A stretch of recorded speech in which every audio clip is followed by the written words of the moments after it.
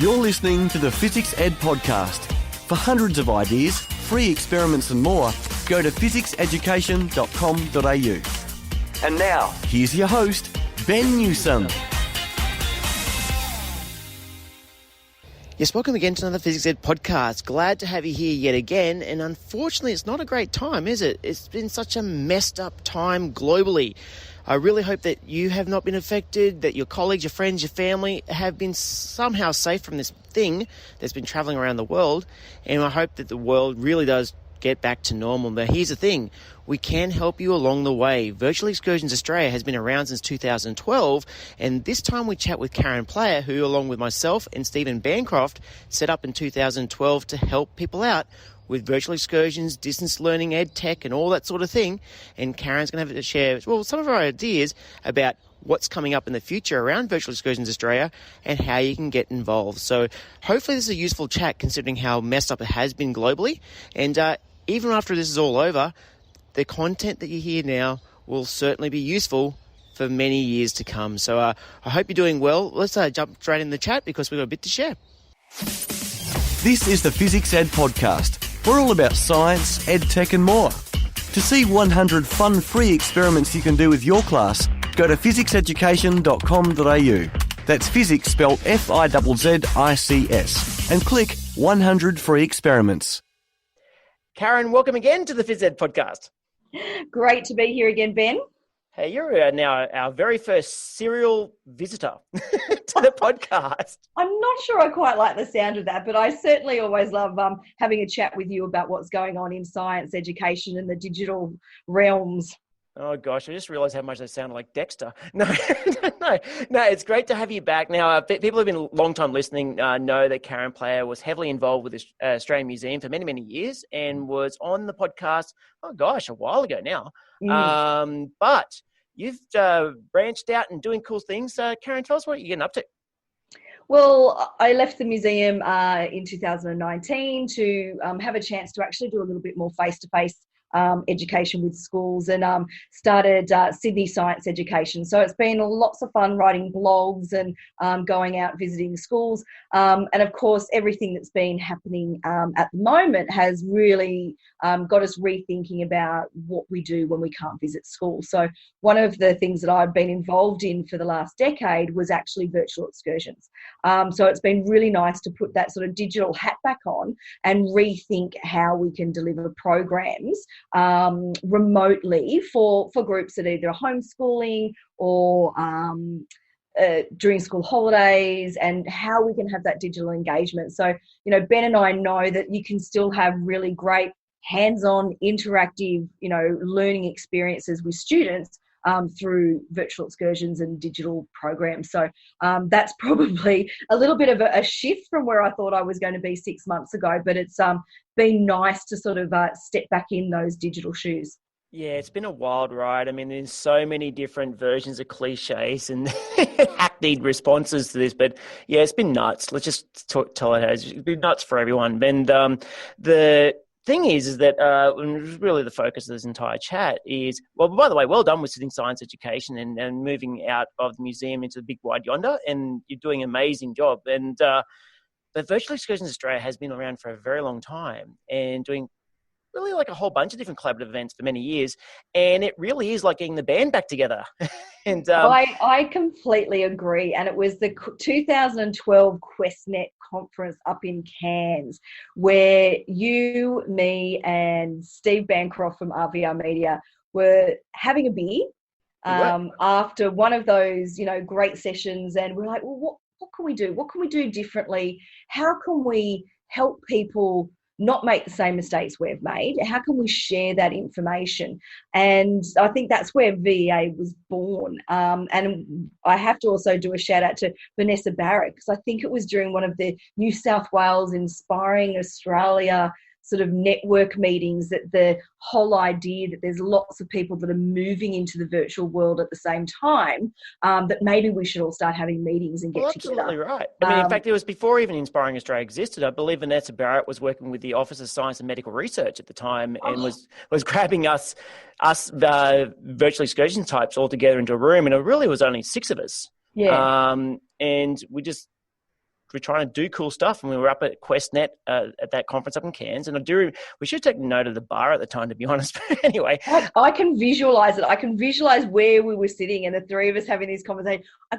And we were just so excited about the opportunity to just share ideas. And I think that's really where the strength of Virtual Excursions Australia is that a lot of the politics wasn't there, and that was why it worked. So we were able, it didn't matter if you were a private company, a government organisation, a federal, a state, a regional, a metro organisation, everyone was there to learn from each other. And it was, I've never been involved in a network quite like that since, before or since that time. So yeah. Virtual Excursions Australia was really, it was groundbreaking with what it was doing. And it was just really putting people together, either with best practice on how to present digital programs, or, luckily we had some nice tech advice from Steve as well. So he was able to sort of go, you know what, you need audio. That was probably the thing that I've taken away from him most, is it doesn't matter how great your video is. If you don't have great audio, there's no point. So yeah, I think he was probably the one that really made us all think that audio is just as important, if not more important. What's really cool about that group is you could list nearly 40 organizations of all different types, and not just science, by the way. It was every type you could think of. But it wasn't just them. We had people who supplied the data, literally through the internet cabling. You had people who did the hardware or the web conferencing software, drop on in for best practice chats, which we would have monthly, years on end. And I think around the peak, around about 2015, 2016, we were doing events every month to thousands of kids, and it was so much fun. Yeah, I would love to know from all of our figures, from all of the members of Virtual Excursions Australia, how many students we reached. I definitely can jump in on that. I actually can definitely jump in that. I know that one event alone, and it was organised by the Field of Mars Environmental Education Centre, they had 15,000 kids in 2 days.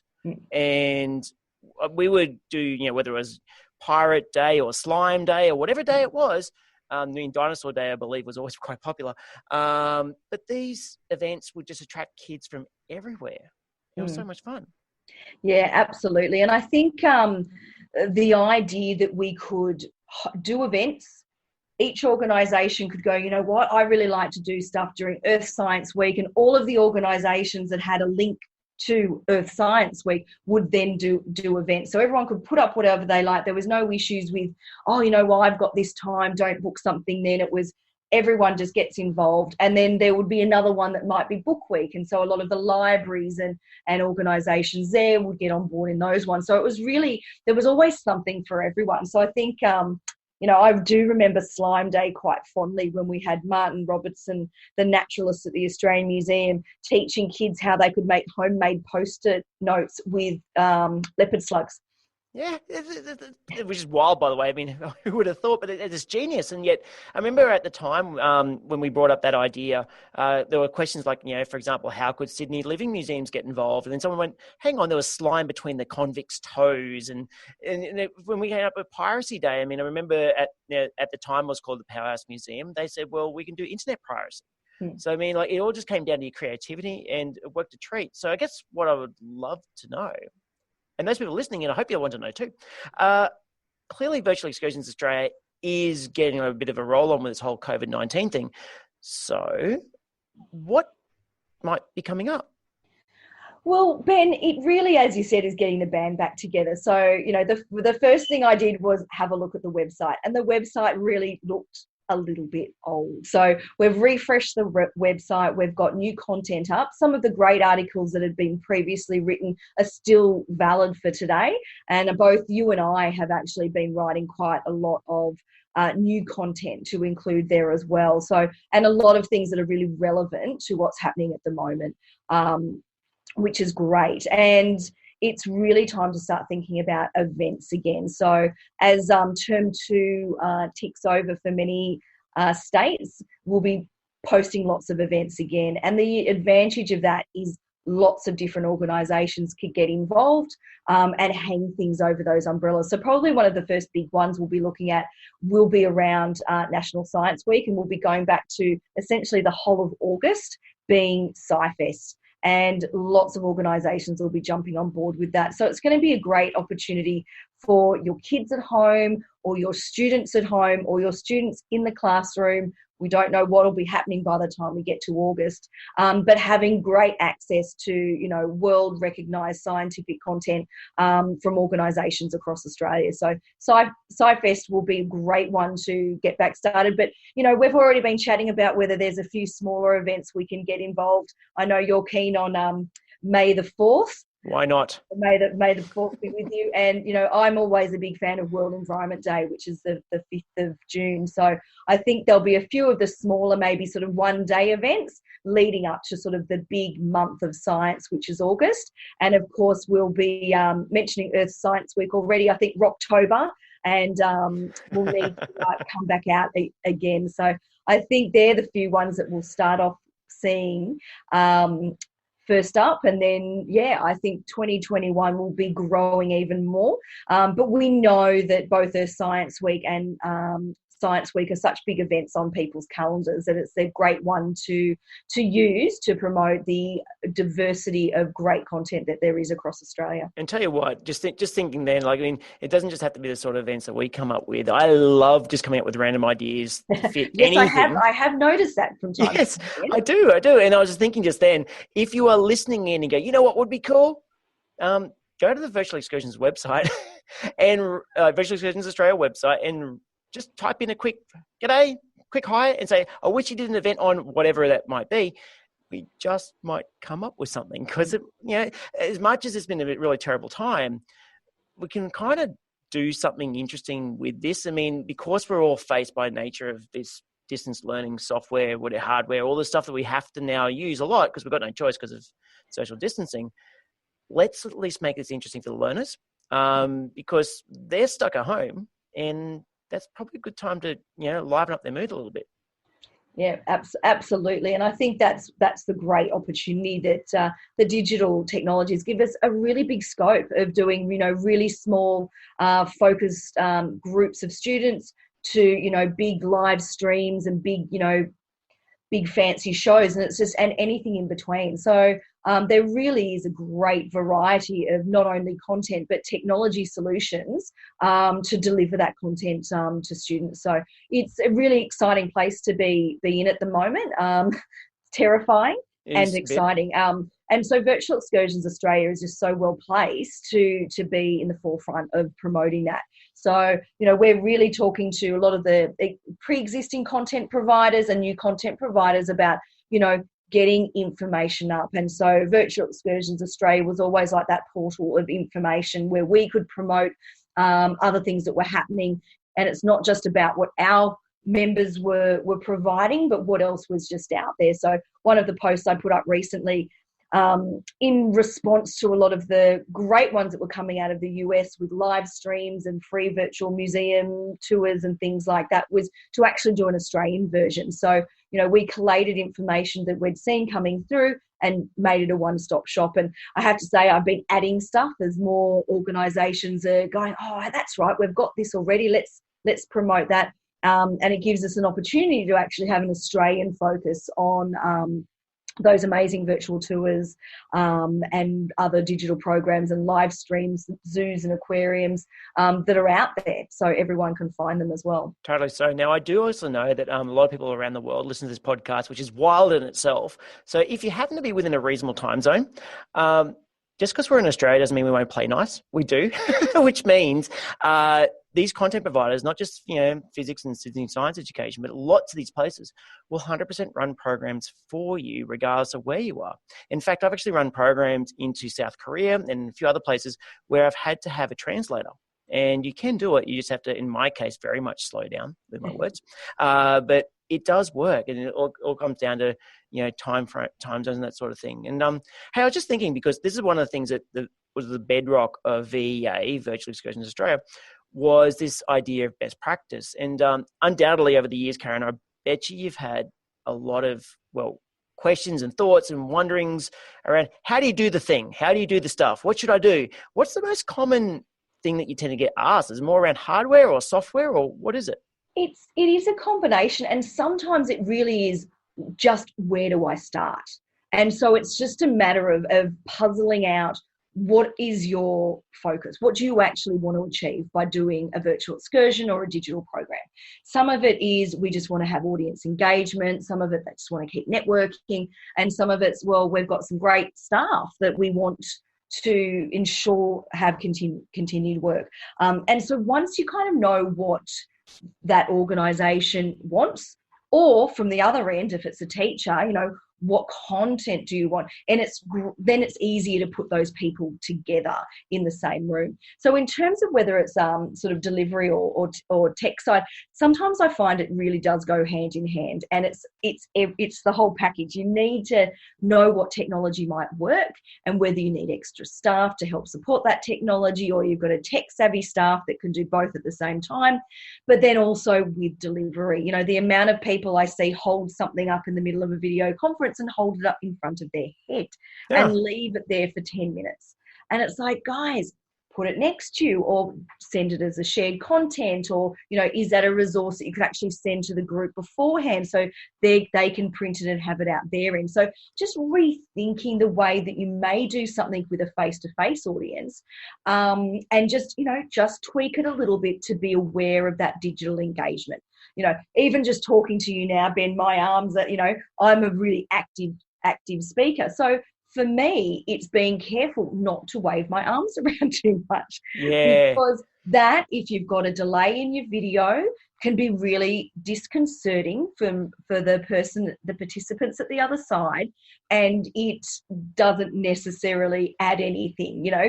My enthusiasm may come across, but I can do that as well, holding my hands in front of me, and I often will clasp them so I don't let go of my hands and start waving them around, and I will use them to gesture more appropriately if I'm specifically pointing or something, as opposed to the crazy lady with the octopus arms that you may see if it was a bit more face-to-face. Well, actually, that's a good point. Even simple things like that, just reminding yourself, as you said, to slow down and maybe don't wave, don't make too many movements if you don't need to, because they can often be really distracting if you're doing too much too quickly. Absolutely right.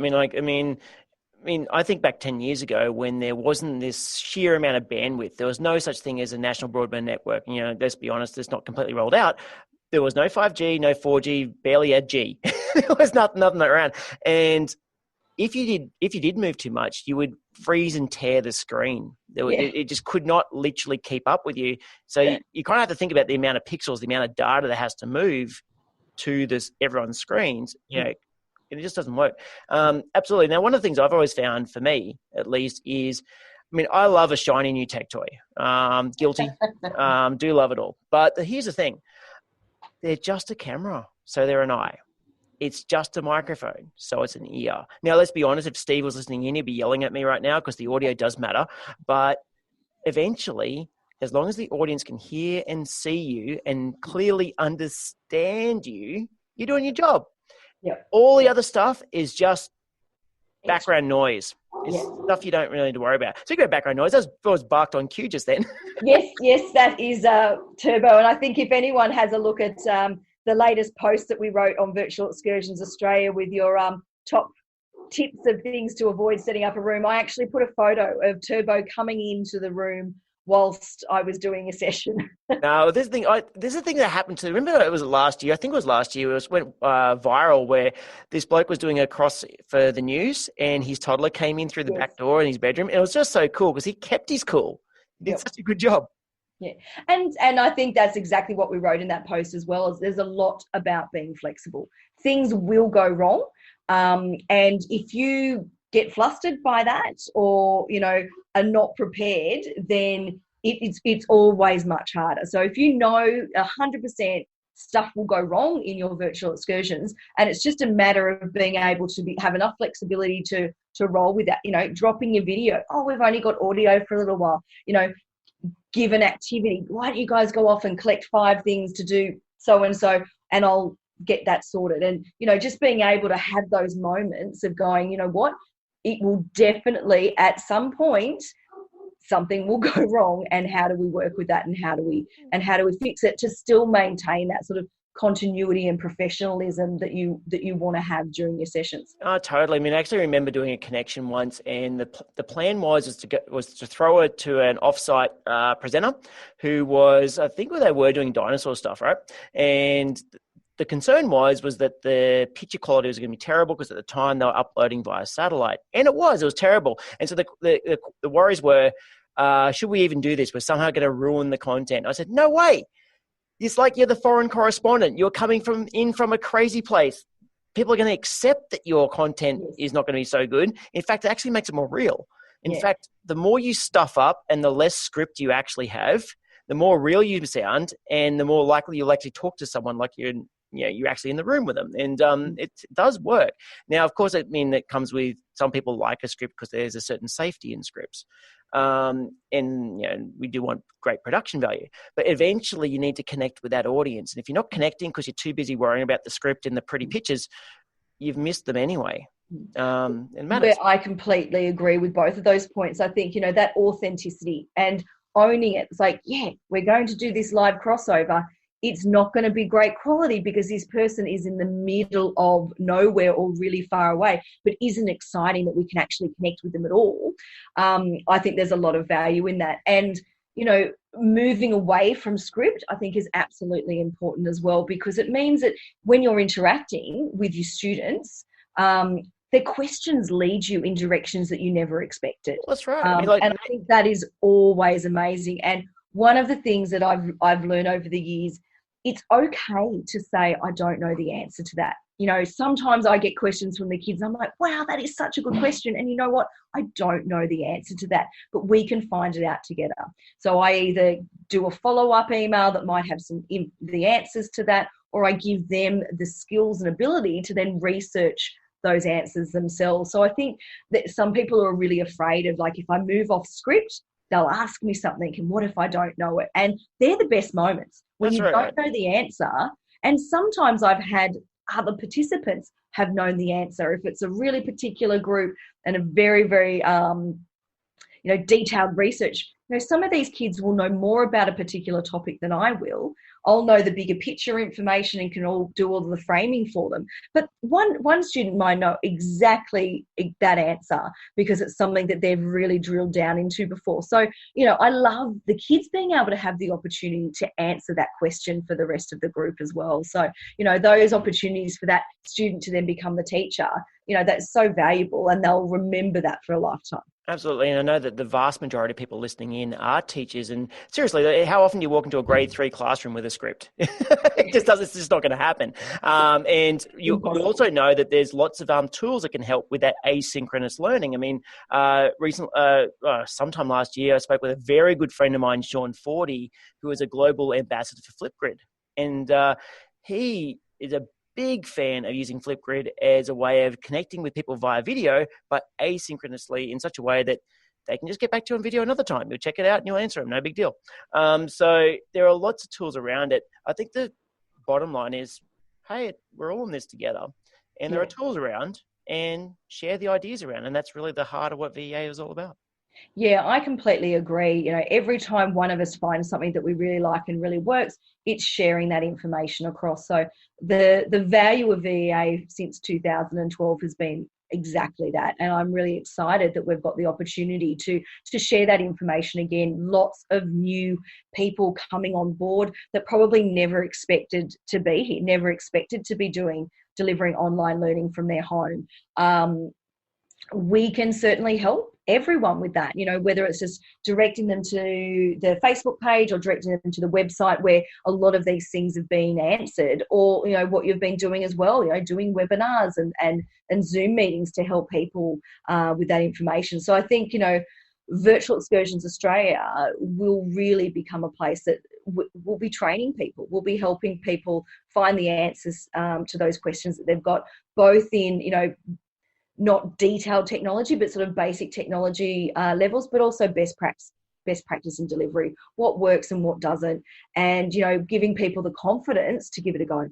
Absolutely. So where do we go? What's the name of this website, and what do we do from there?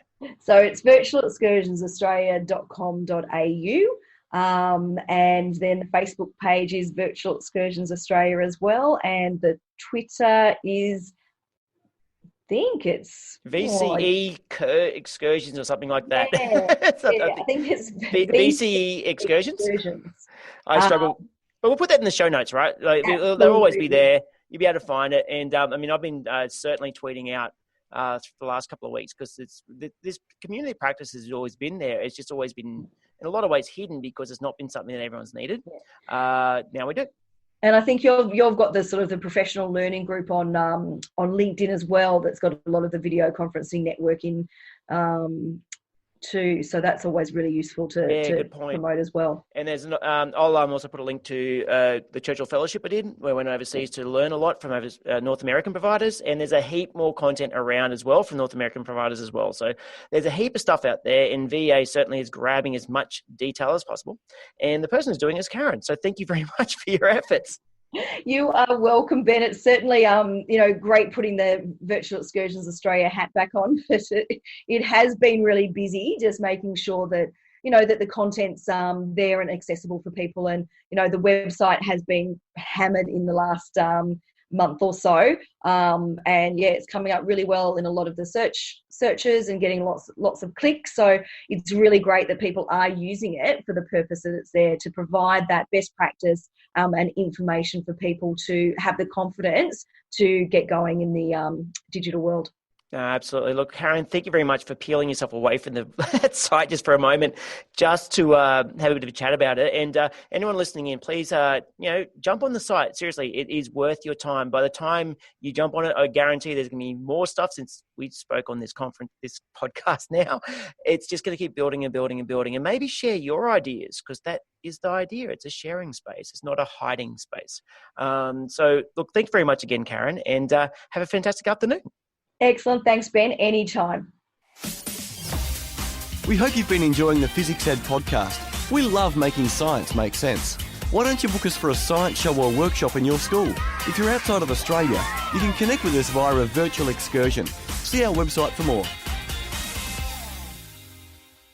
Well, there we go. We just heard from Karen Player, who you can really tell is a massive fan of distance education, and she's been doing it for so many years. And the thing is, a lot of the people on Virtual Excursions Australia have been doing the same thing. So seriously, I encourage you to definitely head over to the Virtual Excursions Australia website. That's virtualexcursionsaustralia.com.au. There you'll find all sorts of stuff.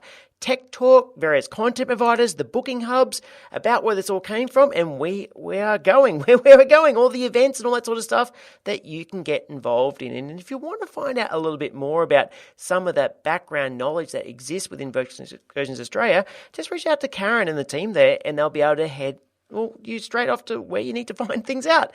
That's what it's all about. So again, you're always welcome to head up, Karen and the team, but you're also welcome to get in touch with myself. I've been doing a lot of this as well for many, many years, and have quite a few things I could share out to you very, very quickly that can get you on your way. So look, I hope you got a lot out of this chat. This has certainly almost been a trip down memory lane for me, but it's certainly worth your time to check out that website. So all the best. I hope you're doing okay, considering how messed up this current situation is globally. And I know that there will be people listening in who have been directly affected by this crisis.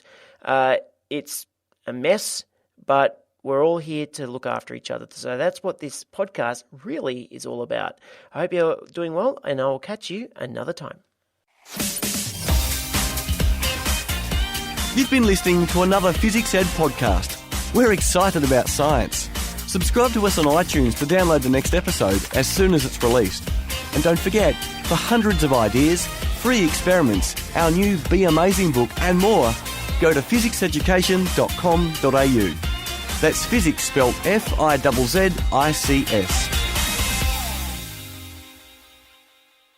This podcast is part of the Australian Educators Online Network. aeon.net.au